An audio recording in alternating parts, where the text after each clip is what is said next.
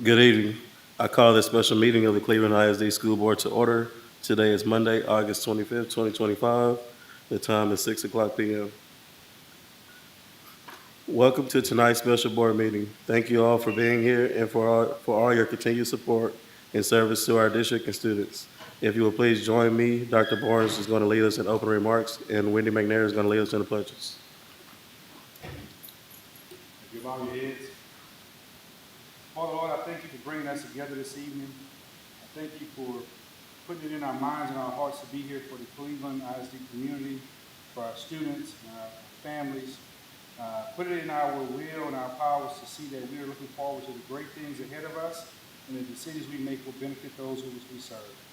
So in your name, in your Son Jesus Christ's name, thanks we thank you. Amen. Amen. All right, please face the American flag.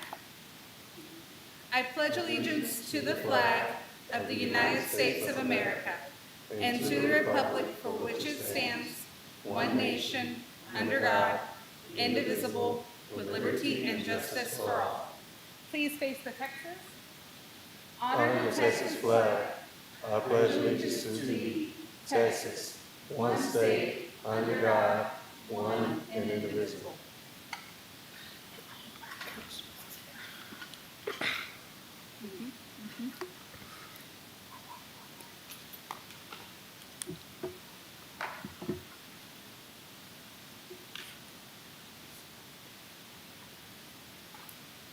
The next agenda item is conduct a public hearing to present and discuss the Perkins versus and IDEA BEEP funds. At this time, I will turn it over to Ms. Allison Alpha, Director of Federal Service, Special Services, to provide a presentation.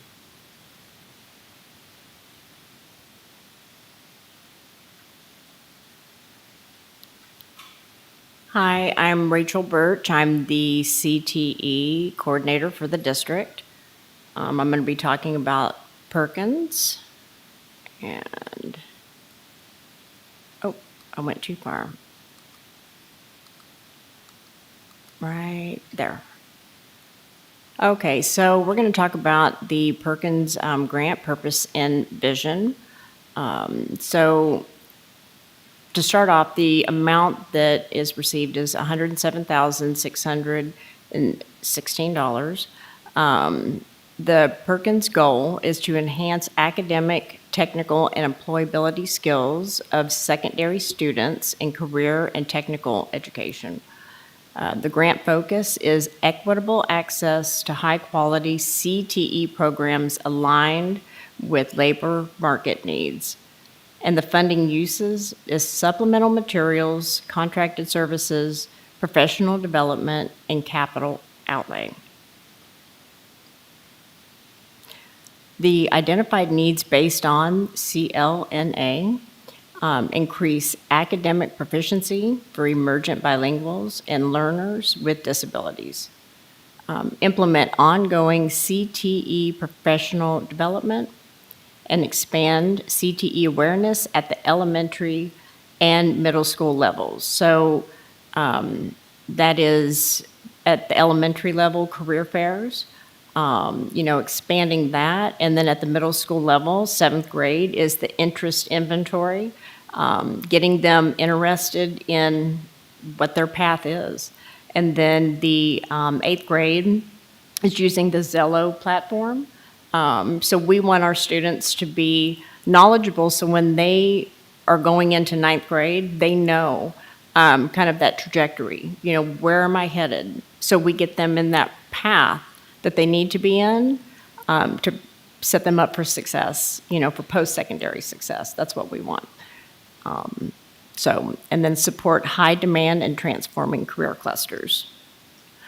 These are our career clusters here, and they are in high demand. From agriculture, architecture, audio, video, business, marketing, finance, education and training, health science, hospitality and tourism, cosmetology and personal care services, information technology, law and public service, manufacturing, and STEM and robotics. Okay, thank you.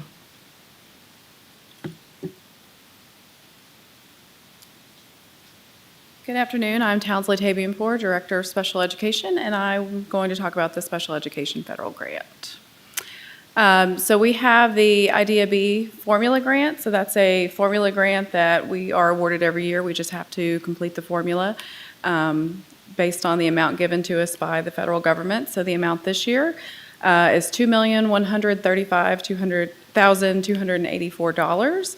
And the Individuals with Disabilities Education Act is so that we are providing students with disabilities access to free appropriate public education to meet their unique needs and prepare them for education, employment, and independent living.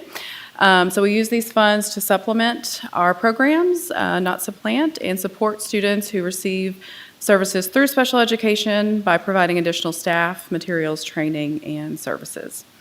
The federal government supplies us with these additional funds due to the extra cost associated with serving students with disabilities.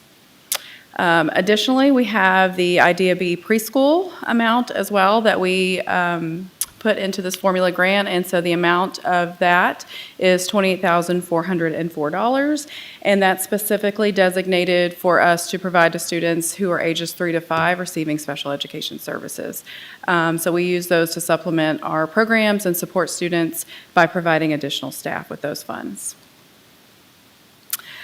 So this federal grant covers, currently for this year, we're completing the grant so that we'll cover diagnostician salary and the salary of instructional specialists.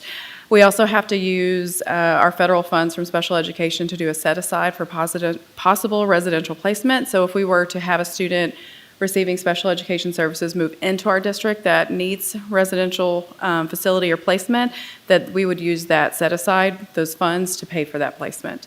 We also are allotting for professional development through contracted services, and then special education supplies for our students with disabilities. So that's through the main IDEA B grant. And then with the $28,404 through the preschool part of that, we are designating that to partially fund a diagnostician that helps us do those evaluations for the students that are coming in that are about to be 3 or already turned 3, 4 or 5 that have never been in school before. And so as part of this formula grant, we have to ensure that we are maintaining local effort. So we have to, as a district, maintain our per student basis or total basis of money that we spend in special ed every year.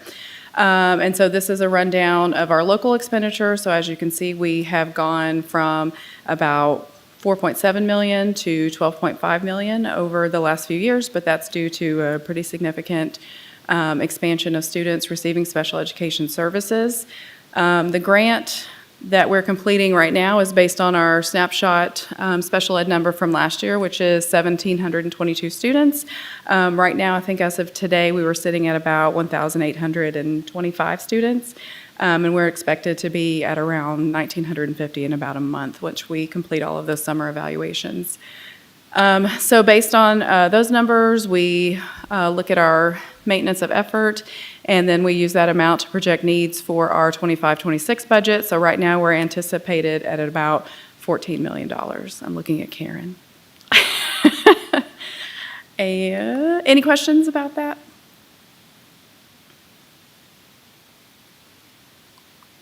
All right.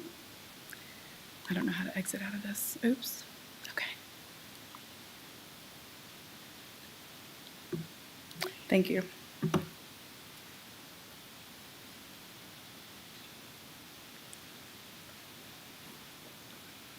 Thank you, ladies. We will now open the floor for public comments regarding the Perkins versus IDEA B funds and the district proposed uses. If you wish to speak, please step forward and state your name for the record, and you will have 3 minutes.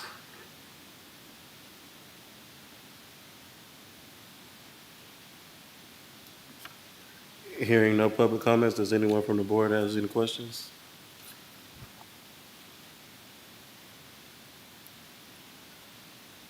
Thank you. We will move on to the next item. Conduct public hearing for the 2025-2026 proposed budget and tax rate.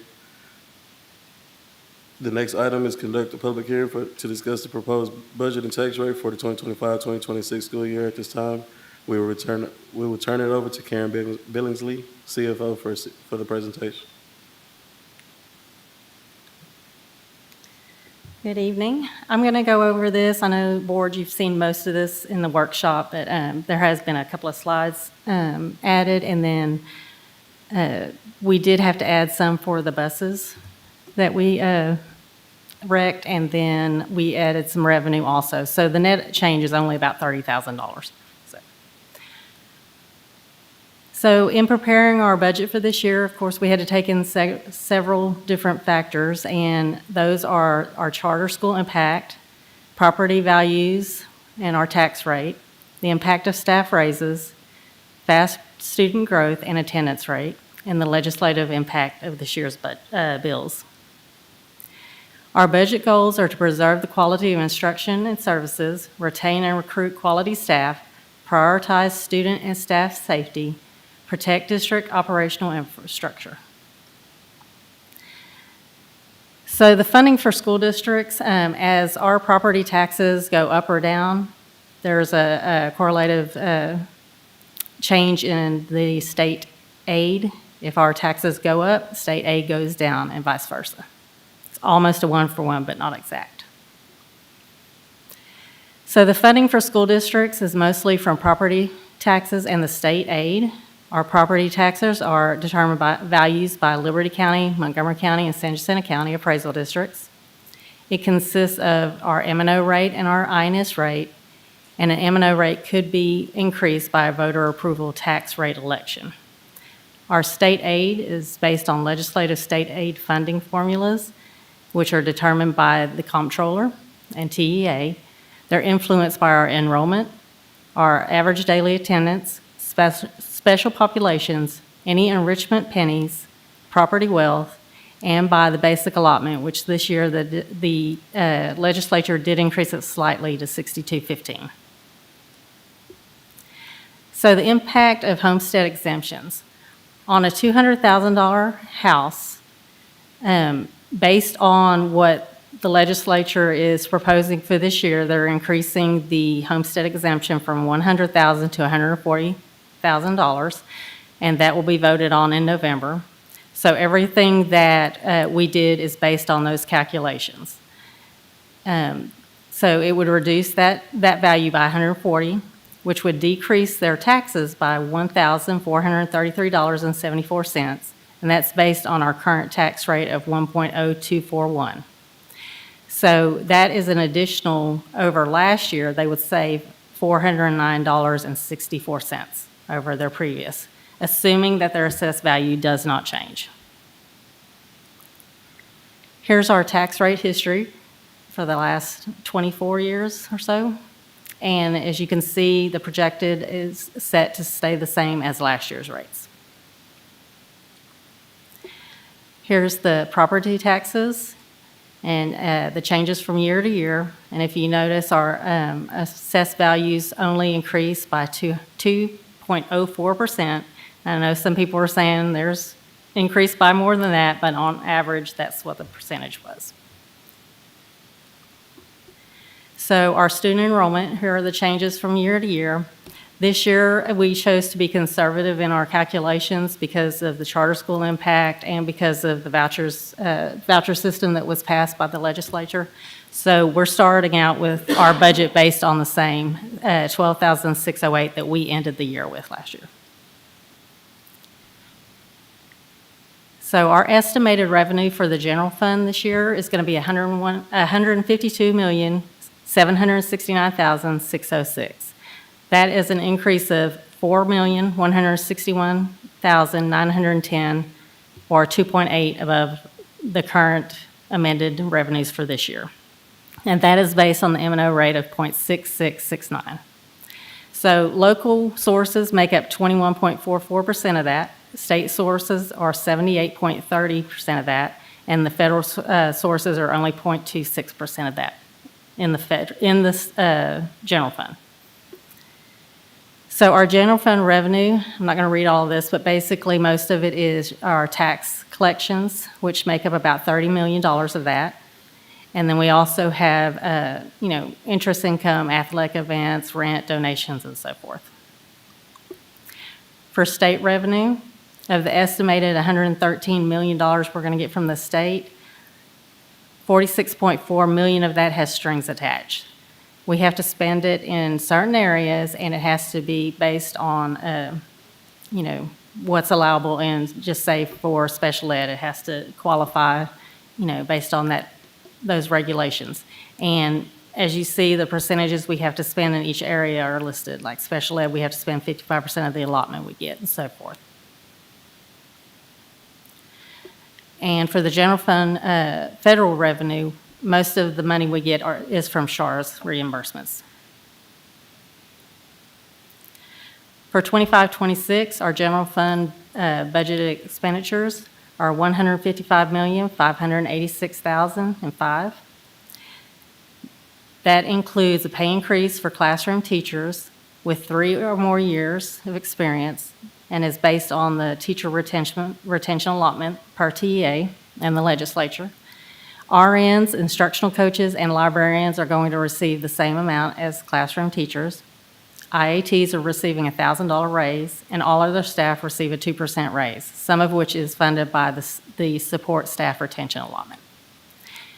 This includes 4 buses, 3 of them which are replacements, the girls' athletic gym, the Knox Center, E-rate activities, increases in utility, CAD, and fuel and insurance costs. So here's the expenditures by function that total that $155,586. And then on the other side are the revenues that total the $152,769,606. Just a reminder that the board approves the budget based on the functional level on expenditures and the object level on the revenue side. This is just another look at the expenditure budget for a general fund, and it's showing you that 81.85% goes to payroll, 6.94% goes to supplies, 7.56% is for contracted services, 2.5% is for other operating, and 0.21 is for, for debt service, and then 0.91 or 94 is for capital outlay. This is another way to look at it with those percentages. And then here's the 155 broken up by instructional and the different areas, but just to point out that 58.9% of our budget is based on instruction. Okay, here's the food service budget. Our revenues are estimated to be $10,669,420. The appropriations is $13,486,337. And again, here's a chart for the expenditures of the $13 million.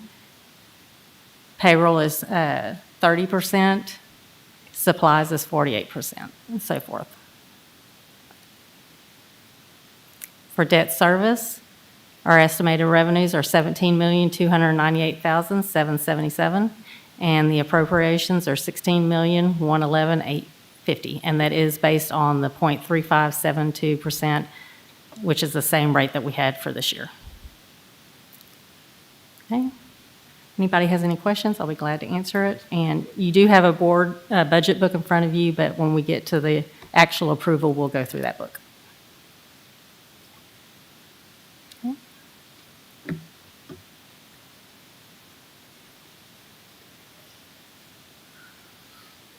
Thank you, Karen.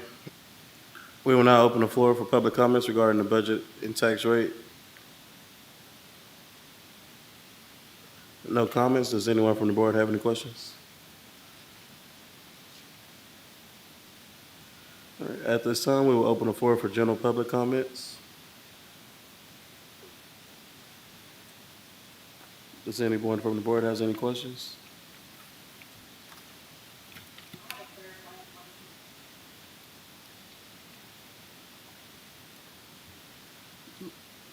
I'll wait.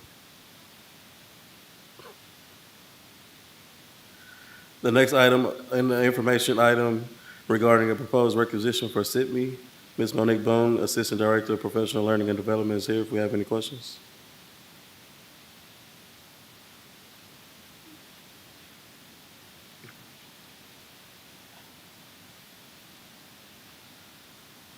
No questions?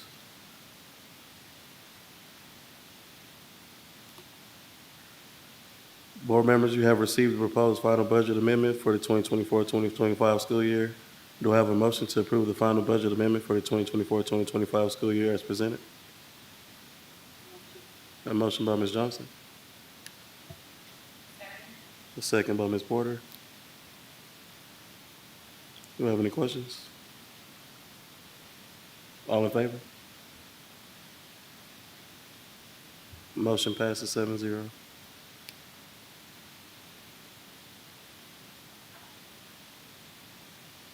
Board, do I have a motion to approve the order providing for the fiancé and redemption of certain outstanding bonds of the district as presented?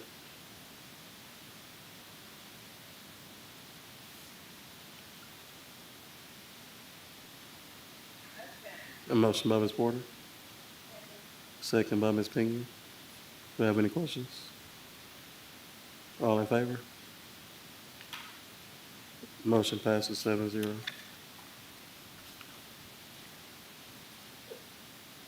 Board, you have received the proposed accelerated instruction budget for the 2025-2026 school year. Do I have a motion to approve the 2025-2026 accelerated instruction budget as presented? A motion by Ms. Johnson. A second by Ms. Pinion. Do I have any questions? All in favor? Motion passes 7-0. Board, you have received the proposed budget for the 2025-2026 school year. Do I have a motion to adopt the 2025-2026 budget as presented? A motion by Ms. Porter. Second by Ms. Allen. Do I have any questions? All in favor? Motion passes 7-0. Board members, do I have a motion to adopt the 2025-2026 tax rate by resolution as presented? I'm sorry. A motion by Ms. Johnson. Second by Ms. Porter. Do I have any questions? I have a question. Clarifying question.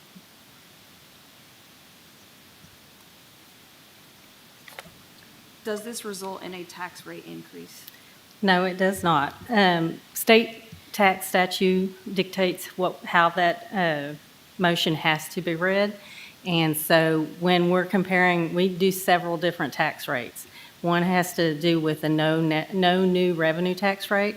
And this calculation basically is based on that, not our actual tax rate that we are adopting. We are keeping the same rate, it's staying the same. There is no increase. So I know it's very confusing, but.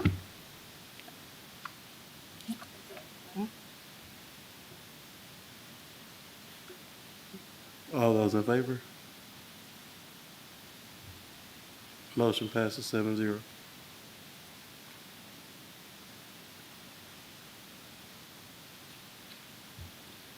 We have now moved to proposed TASB policy updates.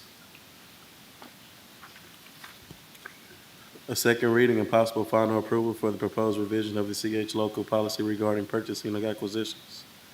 Board, do I have a motion to approve the second reading and final adoption of the proposed revision of the CH local policy regarding purchasing and acquisitions as presented? A motion by Ms. Johnson. Second by Ms. Pena.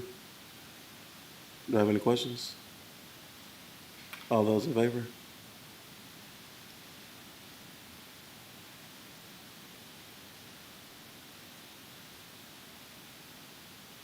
Coach?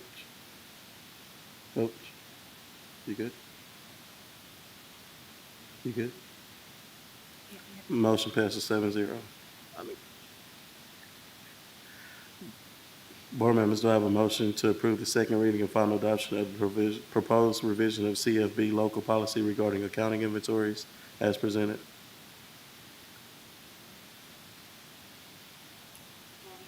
A motion by Ms. Johnson. Second by Ms. Allen. Do we have any questions? All those in favor?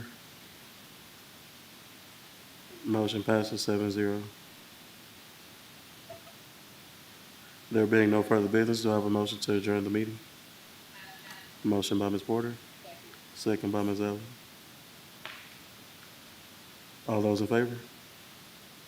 Motion passes 7-0. This meeting is adjourned at 6:25 PM. Thank you.